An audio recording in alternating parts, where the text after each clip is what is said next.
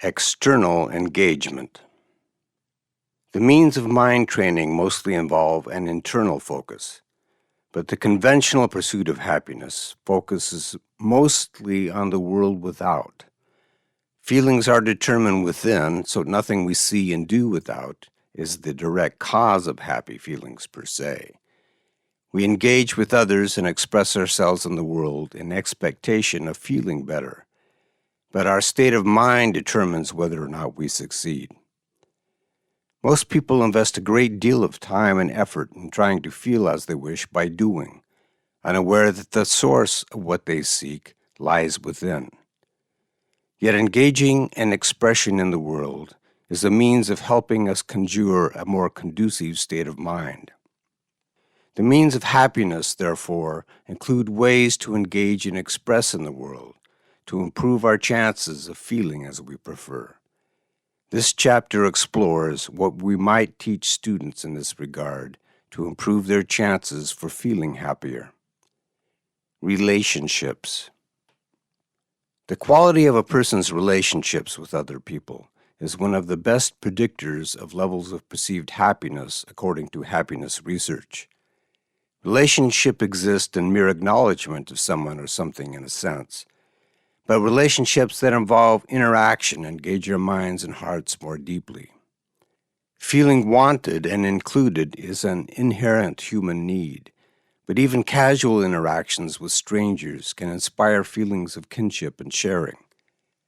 Ongoing relationships where you feel assured of love despite the ups and downs of life are among those that contribute most to the perceived quality of life. The quality and quantity of our relationships do not seem entirely up to you, of course, but the appreciation and enjoyment of the relationships you do have is something within your ability to determine. We can't prescribe what and how many relationships students should have, but we can encourage attitudes and behaviors that improve the quality of their relationships and their enjoyment of them. We can help open the gates to their awareness of love, especially their own love. The key is lowering the barricades of fear they, and most everyone else on the planet, erect to protect their tender, vulnerable hearts in a world seemingly ruled by ego. Ours is a rather bruising world for unprotected hearts. These barricades must be lowered slowly to allow insight to grow and trust to build. We tend to have a visceral reaction of caution to people who seem different from us. Alienness might be interesting, but it is unpredictable and therefore untrustworthy. These days, we want kids to accept and celebrate differences, but they will not truly internalize such attitudes until they experience and feel the compatibility of hearts. Acceptance of difference and appreciation grow with recognition that others share the same hopes and fears, the same wish for love, and the heartache when love seems denied, the same joys of connection, adventure, and wonder. People are essentially the same in their basic needs, hopes, and desires. Social and emotional learning programs where feelings are regularly shared in small groups are designed not only to make kids more aware of their own feelings, but also make them aware that other kids are essentially the same at heart, regardless of external differences. I believe we must expand and further develop strategies to serve these ends. If we can enhance children's awareness of the supremely desirable feelings associated with appreciative love, we would profoundly inform their pursuit of happiness, more effectively motivate them to regard and treat others well, and strengthen their commitment to respect human dignity. This requires fostering appreciation. There are many ways to do this. Some are infrequently used in our schools, and others need to be made more central, explicit, robust, and consistent. Among the relatively rare are those that acknowledge the oft-repeated observation that thinking ill of others has starkly different affective consequences, feeling consequences, than thinking well of them. The more aware you are of your feelings, the more aware you are of just how stark this difference is. The multi-year endeavor to foster awareness of the link between feelings and thoughts outlined in the preceding chapter, is well suited to encourage awareness of the difference. This calls for exercises to either elicit or recall moments of ill will and moments of appreciation. Evoking feelings is a highly developed art in literature, film, and other media, and storytelling far predates civilization as a means to inspire feelings. Students should be led to focus on specific people and situations and to observe what feelings arise as well as the reactions of their bodies. Beyond structured exercises in awareness, students should be asked to focus on what they feel when a teacher notices expressions of anger, mirth, or joy. The hope is that students will learn to do this on their own and continue the practice for the benefits it brings.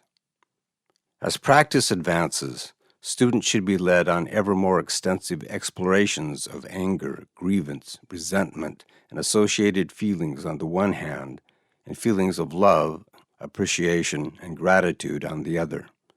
They should learn to recognize and analyze their judgments both experientially and conceptually. For example, students can be asked to pick a target of their anger and try to identify the apparent causes by observing what they feel when they think about different aspects of the person. They can be asked to try to understand the motives of the person by recalling when they themselves acted similarly and why.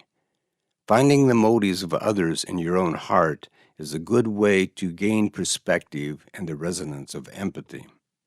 It helps temper rationalizations and mitigate the pangs of judgment. It is a way to become aware of the attitudinal lens through which you see others and learn to adjust it. A change in attitude can change both your perceptions and the responses of your heart.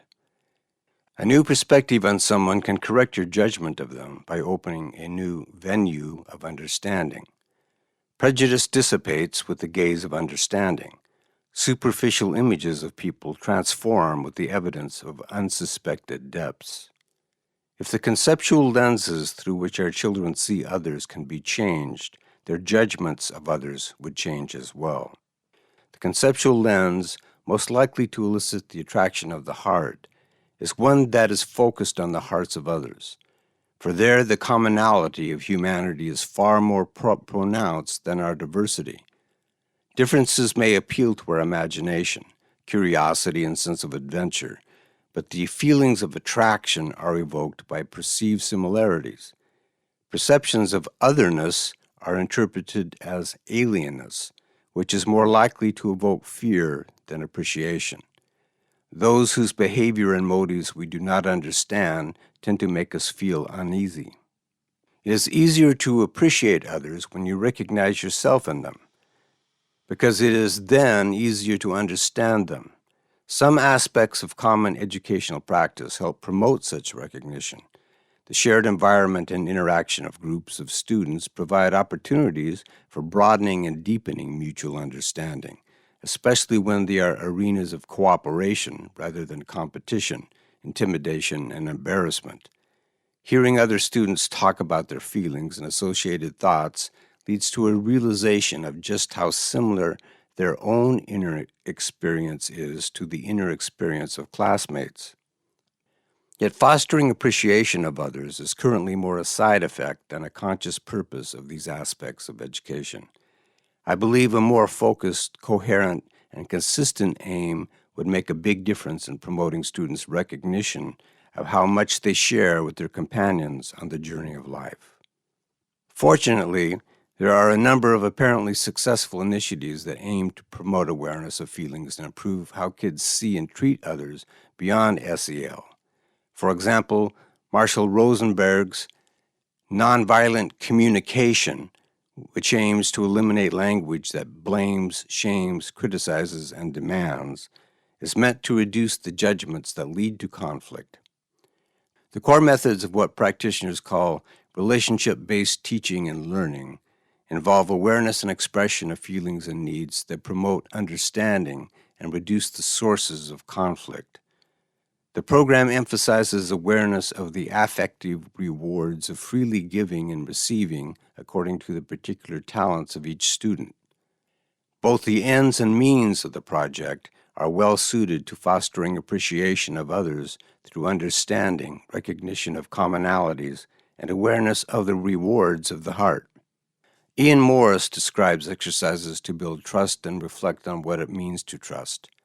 For example, a pair of students will take turns catching the other as they fall backwards, or a circle of students catches a student standing in the middle as she lets herself fall and return her to an upright position. Students are then asked to discuss their feelings about having to trust as they let themselves fall backwards.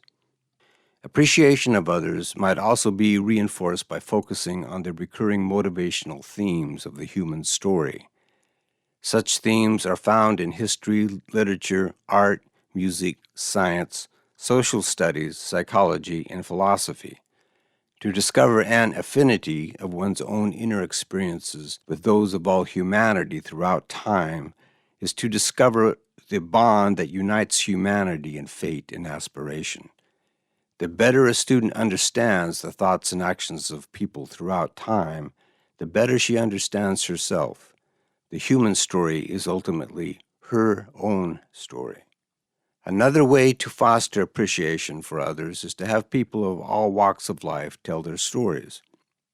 I suggest means that would introduce such storytelling by invited guests as part of the curriculum in the next chapter. Reading and assignments that place students in the shoes of others are also rather effective means to evoke sympathy, according to research. Expressing gratitude verbally or in writing also helps students take the perspective of others and develops the capacity for empathy. Many studies show that mindfulness fosters empathy. Deborah Schuberlin recommends kindness practice. She and many others say that the experience of kindness tends to arise naturally from mindfulness, but the experience can be enhanced through focused intent during mindfulness practice. We educators would also nurture the roots of appreciation in the hearts of our students by modeling appreciative, non-judgmental, and kind attitudes in our treatment of them and each other. We reinforce the idea that people should be treated as ends in themselves rather than means to serve the purposes of others by treating them as ends. We are unlikely to convince students of the benefits of appreciation if we act as if we are uninterested in reaping the benefits ourselves. Rather, we are likely to undermine all we aspire to achieve in this regard if we do not walk the talk. Walking the talk, though, requires a major change in the values emphasized in schools and the authoritative mindset of administrators and many teachers. Mastering our feelings confronts the formidable challenge of mastering our judgments. The first step of such mastery is the desire for it. Students need to consciously experience what is at stake. Earlier, I suggested mindfulness as a means to make students aware of the emotional effects of negative and positive thoughts. They should be frequently reminded to practice such awareness, but almost inevitably they will face both inner and outer resistance. Anger and resentment of perceived injury or threat of injury and condemnation of sins are protected by a pervasive understanding of right, of justice. One feels morally obliged to judge what he deems wrongful behavior. Research reveals that we are far more prone to negative thoughts than positive thoughts. Negative judgments of people, events, and circumstances is habitual and apparently addictive. Strengthening a student's will to change the polarity of his or her thoughts is a very tall order. But the path to awareness of the joy and peace of appreciative love is blocked at some point unless we can interest students in what lies beyond the barricades of judgment and show them how to pass through them. Forgiveness is the release of judgment, and exercises in forgiveness provide an opportunity to experience the relief of this release. Students will not be convinced otherwise. This helps strengthen the motive to forgive, but we should not underestimate the emotional resistance to forgiveness. This resistance is protected by the mind's infinite capacity to rationalize long lists of exceptions. If we are to fortify students' decision to lower the barriers to awareness of appreciative love, we must also get them to venture past their bristling defenses to examine their judgments with clear, assessing eyes. We must get them to examine not only the emotional costs, but also the validity of their rationalizations. Students should be taught to look closer at the question of motive when they perceive they have been wronged. Is the behavior of the person who made me feel angry, frustrated, or ashamed due to ill will toward me? Or is it based on a different judgment of what is right and fair? Does their behavior have more to do with their own issues than with me? What emotions move them to act as they do? Do I sometimes act the same way? Would I judge them if I understood what they are feeling? And what am I feeling in response? Do I want revenge? Do I wish them harm?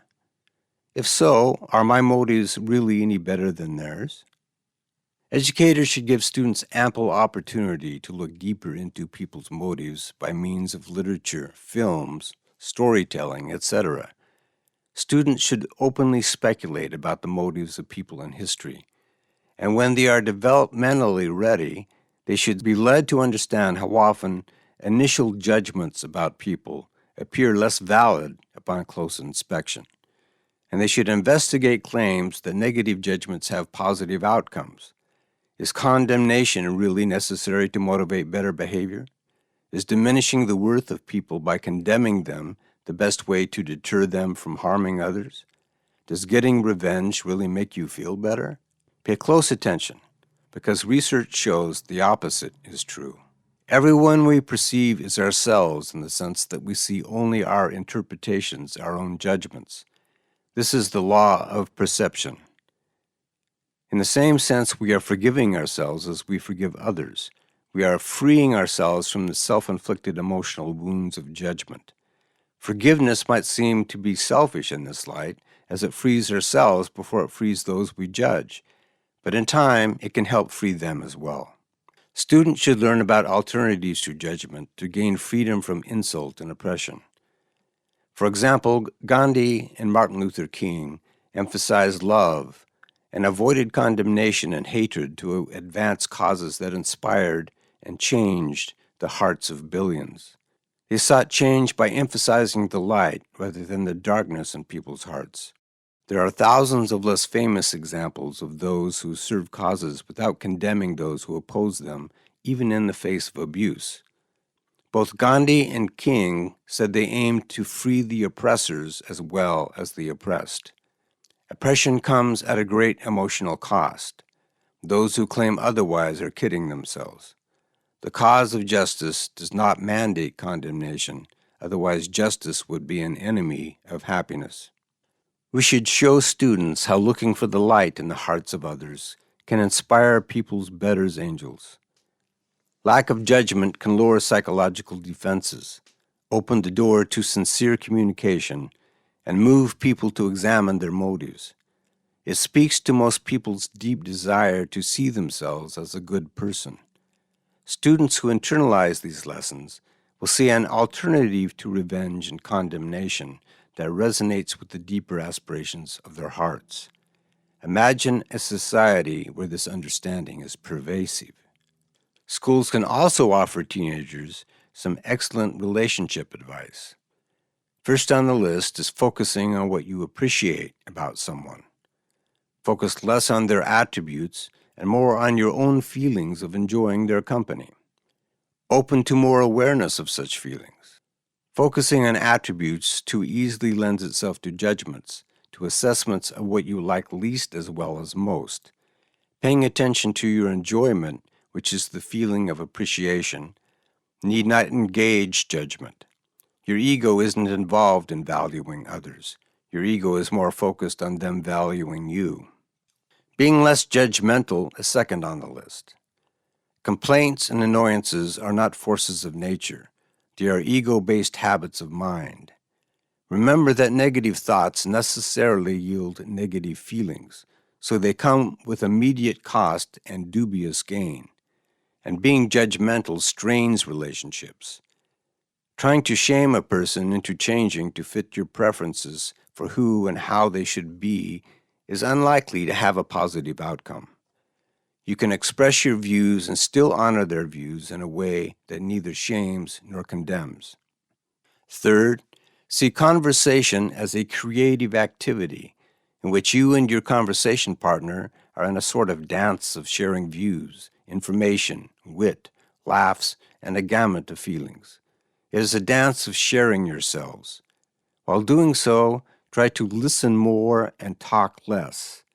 Your ego would rather talk, but feeding your ego starves your heart, and your ego is never satisfied for long.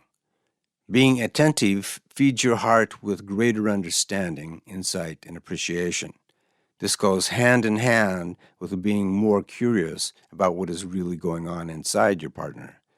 A universe lies beyond the appearance and superficial aspects of personality of everyone you meet. Fourth, try to be aware of when ego kicks in to turn sharing into a competition for superiority. Even in a win-lose game, the point is to enjoy the game.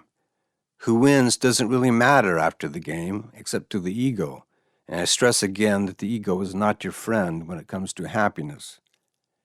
This also applies to arguments. What starts as sharing your viewpoint easily turns into a battle of viewpoints, where winning is paramount. Verbal battling and winning an argument may give you a fleeting sense of ego satisfaction, a sense of upholding justice and or superiority of wit and knowledge, but it comes at the cost of more desirable feelings of sharing, connection, joy, love, and peace. The wisdom here is considering a question. Would you rather be right or happy? When you're aware that you're sacrificing more than you're getting by feeding your ego rather than your heart, you can choose to disengage. I don't see it that way, but would rather not argue. Or, I'll consider your viewpoint. Then simply don't respond until they stop arguing. Fifth, be kind and helpful. Not only does this greatly enhance the quality of relationships, it feels good. People also have deep and meaningful relationships with pets and other animals. Many kids experience a deep love and a lot of entertainment with pets. Schools aren't involved in this, of course, but some are involved in helping students find connection with animals. Beyond zoo visits, connection with animals is sometimes used in child therapy. Some advocate creating more opportunities for kids to connect with animals within the confines of school as well as without. Seeing kids' spontaneous expressions of love around animals, I think finding more ways to arrange such contact is a very good idea. Do good to feel good.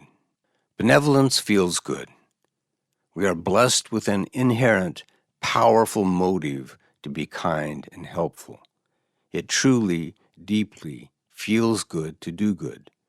It feels good to think well of others. Having students consciously, frequently experience this can have a profound effect. Many articles, books, and YouTube videos present the scientific evidence that kindness and helping not only makes you feel better, but have amazing physical health benefits as well. Doing good serves both mental and physical health. Though I emphasize these personal benefits in my happiness class, I also stress the social benefits. The evidence supports the observation that an act of kindness can inspire the kindness of others who witness it. Thus, acts of kindness can expand exponentially. I told students they have it in their power to make the world a better place in the simple acts of their daily lives. Schools can arrange opportunities to serve by participating in service projects and as volunteers in organizations that help the needy, infirm, and lonely. I am intrigued by the stories of teachers who showed students videos that depict random acts of kindness and the chain reaction of paying it forward, and the students independently organize projects and clubs dedicated to such activities. Heighten awareness and open the door to serving others, and students enthusiastically jump into action. A TEDx talk by a teacher really impressed me. She told students about a competition to raise money to rebuild schools for children in a war-torn country. The students enthusiastically embraced the idea of raising money for the cause and began organizing with rather unrealistic goals. With enthusiasm, perseverance, creativity, and employing their different talents, they more than achieved their goal. The motto the students adopted: "We are not the future, we are right now." Such tales are becoming commonplace. I don't know if it's due to some mysterious generational change or simply heightened awareness of opportunity, but I see evidence that today's youth will be the torchbearers of a more compassionate and caring future. I was getting a sense of this in my happiness classes when I saw how many students were involved in service projects and volunteering with service organizations. Some are mentors, and many stop to help when they see someone who can use it. Quite a few aim for jobs in medicine, rehabilitation, and education with service in mind. Even those who believed money is important to happiness often said that serving others is also high on their list of goals. When I emphasized the benefits of benevolence, I was preaching to the choir. So much of what passes for teaching values is teaching rules of behavior. I strongly believe arranging for students to experience the intrinsic rewards of treating others well is by far a superior means to teach moral values. This runs counter to the ethos that goodness and morality require self-sacrifice. But this ethos is both counterproductive and untrue in the accounting of the heart. The heart of morality is treating others well, and the world will be a more moral as well as a happier place when we help young people repeatedly experience the intrinsic rewards of treating others well. This, I believe, should be the heart of teaching values in schools, and it certainly belongs in a happiness curriculum. Creative expression. Creativity is considered an innate human characteristic, an aspect of human nature. Speaking, writing, finding solutions to mundane problems, making complex choices, and navigating relationships are among the many activities that require some degree of creativity, of thinking, doing, and choosing something beyond the obvious in any particular moment. We associate creativity with the creative arts, of course, but puzzle solving, investigating, and trying something new are among the myriad activities that require a degree of creativity. Some claim creative expression is a fundamental human need. Richard Taylor believes that the exercise of creative intelligence is a primary source of happiness. Researchers discovered that activities that lead to aha moments stimulated areas of the brain associated with feeling pleasure. Following your passion usually means seeking pursuits and activities that engage your particular creative interests and abilities. The evidence that doing so contributes to perceived happiness is conclusive. Pushing schools to focus on fostering students' creativity to help them discover where their passion lies has become a serious movement. Unfortunately, accountability tests that measure knowledge in core areas and cutting back on offerings in the arts has schools galloping in the opposite direction. Dedicating kids' education to enhancing their prospects for happiness calls for radically restructuring the assembly line model of education focused on memorization of factual knowledge and replacing it with a model that makes student-chosen creative activities, projects, and training a major, essential part of education. Creative pursuit would replace acquisition of factual knowledge as a major focus of learning. Let's be honest. The internet made memorizing facts an anachronism. We have a whole universe of facts instantly available on our smartphones and computers. Considering the abysmal rates of long-term factual knowledge retention, 2 to 3%, schools as purveyors of knowledge were and are miserable failures. For some reason, though, few see this flashing red light as a reason to stop and consider a more productive use of the some 15,000 hours of K-12 schooling. Devoting most of these hours to enabling and encouraging creative pursuits would not be trading one valuable outcome for another. It would be trading a pretend outcome for a real one. And we would get rid of the accountability tests that almost exclusively measure memorization of factual knowledge with multiple choice questions as harmful mandates to measure outcomes of little personal or even economic value and no value in terms of happiness. Kids learn the basic skills of reading, writing, and math mostly by repeatedly exercising these skills, and learn far faster and more completely by experiencing how useful and empowering these skills are to things they want to do. The key is to heighten their awareness of how these skills allow them to do things that interest them. Self-chosen games and creative projects that require these skills serve this purpose. We want to broaden and deepen students' awareness of the world. As I often said in defense of the value of liberal education, the world in which you consciously live is the world of which you are aware. Our awareness of the world is invariably attached to our feelings. The more an aspect of the world elicits a feeling, the more pronounced it is in awareness and the longer it abides in memory. History and facts about our environment come alive when we feel them. This requires something far more vivid and engaging than hearing them in a lecture and reading about them as an assignment rather than a matter of actual interest. Acting out scenarios, drawing and painting pictures, making photo displays, writing songs or poems, making models, etc., are far more effective ways to get students to learn and retain a bigger picture of the world in which they live. These activities engage feelings, which is the magic formula for gaining and retaining knowledge. Students do learn a great deal about themselves and people in general through social interaction in school. Interactions that evoke feelings tend to be remembered, sometimes for a lifetime. When I meet former students, they usually don't recall much of what I said in class, but they have vivid memories of what some other student said. What the other student said evoked emotion, so it stuck with them. So much of what is of real value to learn and remember in schools is taught through the heart, not the mind. This is one of many reasons that teaching by enabling and encouraging creative expression is by far a superior way to achieve almost all learning goals. The evidence from schools and programs designed to foster kids' creative expression is very impressive. Kids' enthusiasm, desire to learn, and achievement go way up. Problem behavior goes down. Long-term retention of knowledge goes up because they had an intrinsic motive to learn it and employed it as a means to serve their passion.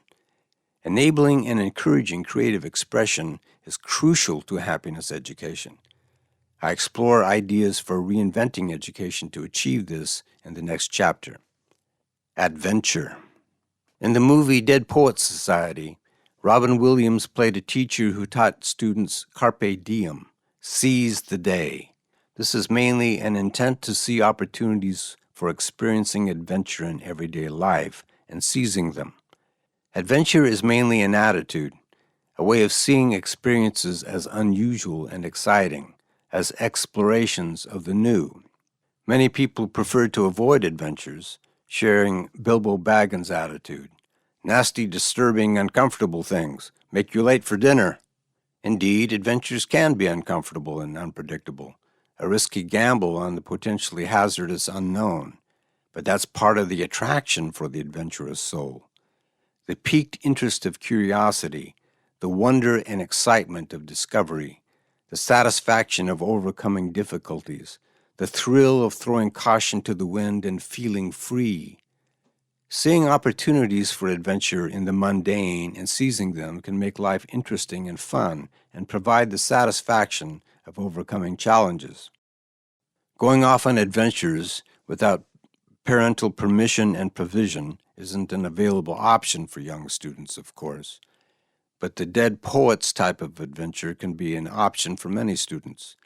Teachers can explain the attitude and give examples of how to live larger in everyday life. The attitude can brighten the experience of the mundane and make life more interesting. Helping students see life as an adventure is certainly a means to promote positive feelings. Hopefully, it won't make them late for dinner, but living with curiosity and passion is worth it even if it does. Body expression. The reason younger children love to run, climb, swing, dance, and play motion games is that it feels good. They really enjoy body motion. This is also a reason why many kids of all ages enjoy sports. Adults may slow down a bit, okay, a lot, but many of us continue to enjoy walks, exercising, dancing, playing sports, and maybe focused motions like yoga. It feels good in the body and in the mind. This is one area where current education is not failing. Most schools provide opportunities for movement, playgrounds, sports, and exercising. Recess and required gym classes are welcome nods in this direction. Teaching kids dancing, exercises, and various forms of yoga, and providing space and opportunity to continue these practices on their own during school hours is a very good idea for many reasons. The mental and physical benefits are well established. Providing more space, equipment, and daily opportunities for spontaneous physically active play is highly advisable for students of all ages. Gym classes help, but more free play opportunities would increase the benefits. I suspect it would help a lot of kids actually look forward to school. Engaging with nature. Nature has been the solace of humankind through all the millennia of our existence. Through all their fears and turmoil, their agony and despair, their sadness and loneliness, their hunger and pain, human beings found comfort in nature. Beauty, kinship, love, and abundance abide in the nature that gives our bodies life, our minds wonder, and our souls peace. Many experience a growing disconnection from nature as technology dominates more and more of our lives. Many kids' lives are emotionally impoverished by this. They are deprived of a major source of wonder, beauty, enjoyment, adventure, and peace, a source that can counter the pathologies associated with technology addiction. Abundant research shows that frequent, extended exposure to nature promotes kids' mental health and academic performance. Schools should make engagement with nature a major component of education. A large number of people advocate this, and many educators are doing what they can in this regard. Probably most schools already do this to some extent with school outings, gardening projects, and related outside activities. Even field sports help. Forest schools make nature the classroom. Parents who choose this for their kids testify that the kids come home much happier than when they attended traditional schools. The number of forest schools or something resembling them is rapidly increasing. COVID probably gave them a big boost. These efforts should be greatly expanded. Students should experience days, not just hours, in nature. They should experience wilderness as well as nature parks and gardens. The reason I say this is that the magic of nature isn't fully experienced until a student's mind has time to adjust to going cold turkey on technology and to what at first seem inconveniences and annoyances of deep nature. It takes time for the mind to slow down and appreciate the more peaceful feelings of trees, meadows, brooks, and sounds of wildlife. Many students seldom, if ever, experience real peace. A longer stay in nature gives them an opportunity. The memory of peace can nourish their desire to feel more of it more often. Of course, students should also get their hands dirty in gardens and forests, their hands wet or sandy near natural bodies of water. Nature is an endlessly rich source of curiosity and discovery. Investigating it can be a genuine adventure. I believe there is a deep connection between the bounty of earth and our hearts. We greatly serve our children when we provide ample opportunity to experience it. Some children have parents who do this. Many do not. Schools can narrow the gap.